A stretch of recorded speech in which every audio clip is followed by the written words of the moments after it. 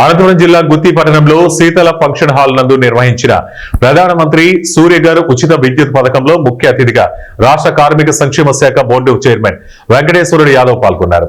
గొంతగల్ MLA Gummadur Jayaram మాట్లాడుతూ ప్రధానమంత్రి ఏర్పాటు చేసిన సూర్యఘర్ విద్యుత్ పథకాన్ని ఆంధ్రప్రదేశ్ రాష్ట్ర ప్రజలంతా వినియోగించుకోవాలని సూచించారు.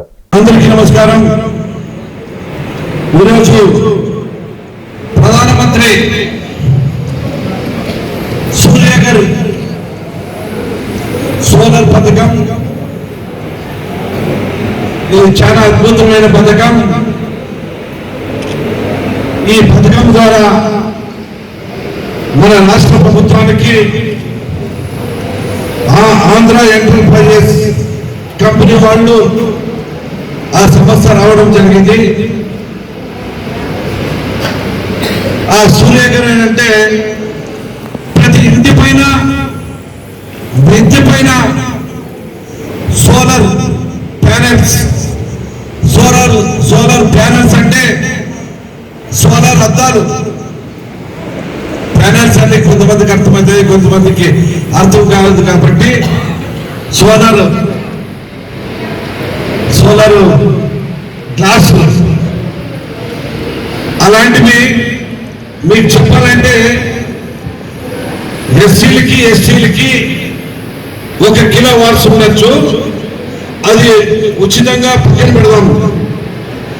ఇప్పుడున్న పరిస్థితుల్లో మధ్య తరగతి కుటుంబానికి చెందిన బీసీలు, ఓసీలు అందరూ కూడా ఈ పథకం చాలా అద్భుతమైన పథకం.